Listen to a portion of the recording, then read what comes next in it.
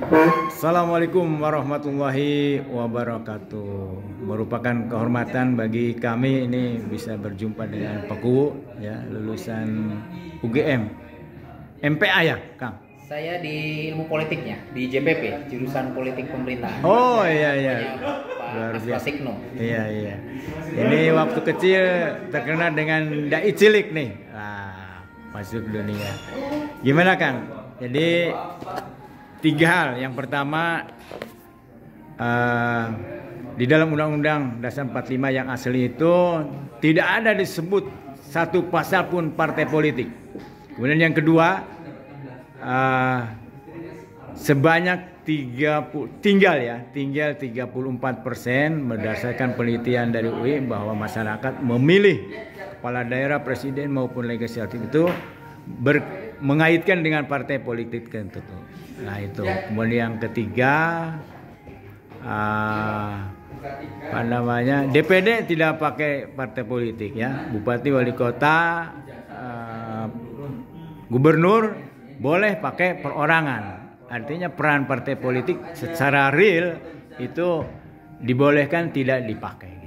Nah, ide saya itu gagasannya bubarkan partai politik karena berdasarkan tiga hal itu. Gimana menurut Akang?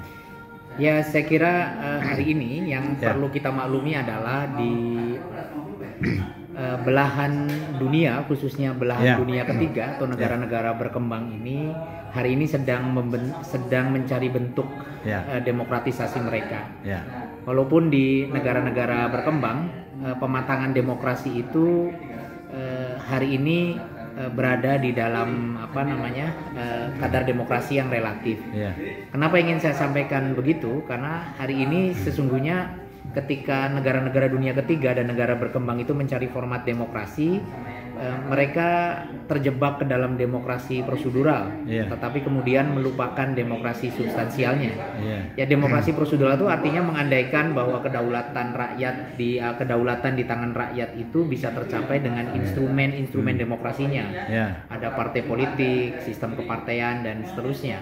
Nah, tanpa kemudian dipahami ada konteks yang lain dari demokrasi itu sendiri, khususnya di negara-negara berkembang dan di dunia ketiga itu, bahwa hari ini banyak sekali persoalan-persoalan terkait dengan kapasitas dari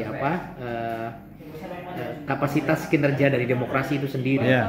Jadi alih-alih kita mengambil format demokrasi prosedural, tetapi di sisi lain kita juga hari ini menghadapi realitas yang sama, bahwa kedaulatan kita yang diserahkan dalam bayangan demokrasi liberal itu kedaulatan di tangan rakyat, hari ini nalar-nalar demokrasi yang diserahkan kepada masyarakat kita juga saya kira belum ideal.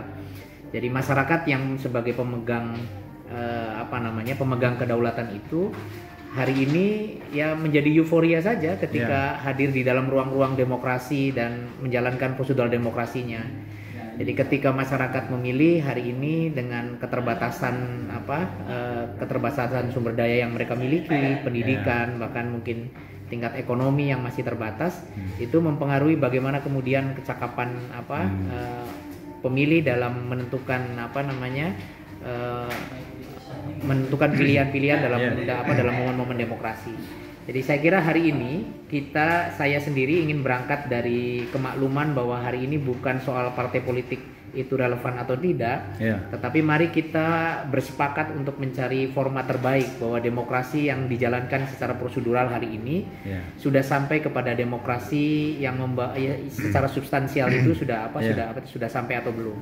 Jadi alih-alih kita menganut demokrasi liberal hari ini, terbawa-bawa dengan demokrasi liberal hari ini, jangan-jangan kita juga kehilangan nilai dari apa yang disebut dengan demokrasi sesuai dengan karakter bangsa kita yang menganut permusyawaratan. Nah, itu dia. Nah, jadi artinya bahwa kemudian permusyawaratan itu bukan nir demokrasi, tetapi kemudian secara substansial pilihan-pilihan kedaulatan itu diberikan penguatan, sehingga kemudian ketika demokrasi ditegakkan untuk mengambil keputusan itu, maka pengambil keputusan baik rakyat atau yang diberikan mandat oleh rakyat itu sampai kepada nalar kebijaksanaan lah, kurang lebih begitu. Nah, hari ini kita sampai kepada demokrasi liberal di mana secara substansial kita belum siap untuk kemudian menghadirkan demokrasi yang bermartabat, yang punya kualitas sesuai dengan karakter bangsa kita. Ya, jadi saya masuk ke sila keempat ya kan. Saya berpendapat bahwa demokrasi yang berlangsung hari ini di Indonesia bertentangan dengan sila keempat, musyawarah. Kemudian perwakilan itu loh. J.P. Winter berkata bahwa demokrasi itu akan berlangsung dengan baik apabila PDB-nya itu tingkat tertentu dan Indonesia jauh dari syarat minimal itu. Sehingga kan politik uang sangat sangat terjadi lah begitu ya. Tingkat pendidikan, tingkat ekonomi yang standarnya tertentu itu yang menjadikan demokrasi itu berjalan dengan baik. Ketika tingkat pendidikan maupun tingkat pendapatan rakyatnya masih rendah, itu sangat ini. Gitu, gimana Kang? Ya itu saya kira yang saya sampaikan tadi bahwa dilema demokratisasi di dunia ketiga atau di negara-negara berkembang itu, kenapa saya ingin sampaikan ada di dalam persimpangan, karena di satu sisi mungkin ada keberlimpahan keterbukaan, keberlimpahan peran partisipasi masyarakat dan ruang-ruang politik yang terbuka lebar. Tetapi di sisi yang lain juga kita mengalami kelangkaan yang serius. Jadi kelangkaan itu adalah tadi kelangkaan nalar masyarakat untuk memiliki kapasitas dalam menentukan pilihan, kemudian rasionalitas politik yang semakin dewasa. Bahkan mungkin hari ini agregasi kita bahwa ketika bangsa kita yang besar dengan berbagai macam simbol-simbol identitasnya ini menjadi agak sulit ketika kemudian agregasi politik itu semakin matang, semakin menyempit. Nah, setiap kali momentum demokrasi, ketika partai politik hadir sebagai instrumen demokrasi itu seperti PPDB sekolahan dan seperti PMB di kampus harus daftar ulang, dan kemudian mereka dengan kepentingan elitnya kemudian membuat saluran-saluran politik itu. Nah, akhirnya kemudian masyarakat disajikan instrumen-instrumen demokrasi melalui partai politik itu tidak kepada ideologisasi, tetapi lebih kepada instrumen saja. Ini sebuah alat mobilisasi untuk mencapai kepentingan elit tertentu. Saya kira sepakat ketika kemudian pematangan demokrasi itu harus linier dengan tingkat perekonomian, tingkat pendidikan dan seterusnya. Karena hari ini bahwa kemudian ketika masyarakat berada di dalam kapasitas sumber daya manusia yang terbatas, maka kemudian naluri mereka secara politik itu biasanya seringkali diarahkan oleh fabrikasi mitos kebaikan lah kalau saya menyebut. Jadi banyak sekali kemudian suguhan politik kita hari ini dikemas dalam bentuk kemasan. Nah, mereka pandai membentuk citra-citra kebaikan, tetapi kemudian di dalamnya hampir sangat nir dengan nilai-nilai ideologisasi. Ya, berbeda dengan mungkin saat awal-awal demokrasi terbuka kita diawali di sekitar tahun 60-an bahwa hari itu memang ada begitu banyak partai yang kemudian menjadi kontestasi pemilu, tetapi kemudian warna ideologisasi itu sangat kuat sekali di sana. Jadi kemudian bagaimana kemudian orang-orang mengagregasi kepada afiliasi politiknya dengan ideologisasi. Tetapi hari ini ketika kemudian instrumen demokrasi itu disiapkan, baik partai politiknya, kemudian ruang pemilunya, bahkan kemudian sistem pemilunya dibuat, hari ini kita sampai kepada kelangkaan tadi. Jadi kita hari ini secara substansial atau demokrasi substantif ini kita kehilangan ruh daripada demokrasi yang mungkin juga saya sepakat demokrasi yang kita adopsi hari ini belum mengakar kepada nilai demokrasi yang sesungguhnya dimiliki oleh kita. Jadi di Amerika itu wali kota hanya 2 kota yang dipilih langsung. Selain itu tidak langsung.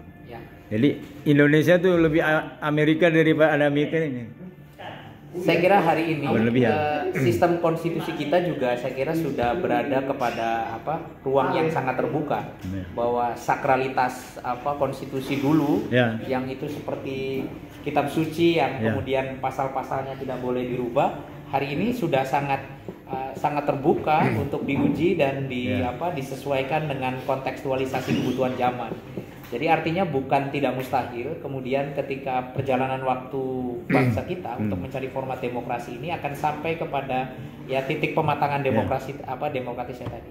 Ya saya kira lumrah saja dalam perjalanan sejarah. Amerika berada di dalam pematangan demokrasi itu dalam waktu yang cukup panjang. 200 tahun. Ya, sehingga kemudian hari ini agregasi politik mereka cukup sederhana sekarang. Ya, hanya dengan Demokrat dan Republik yang konservatif dengan teman-teman Demokrat yang mungkin lebih progresif ya.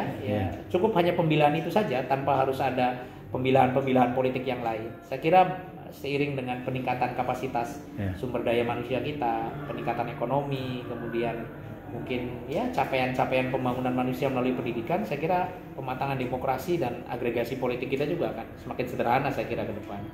Oke, terima kasih nih awal dari diskusi, nanti bersambung lagi. Terima kasih Pak Kubu.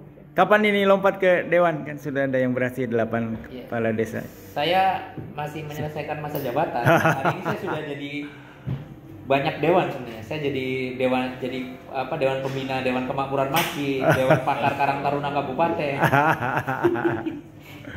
Ya insya Allah kita sama-sama bersinergi. Selamat.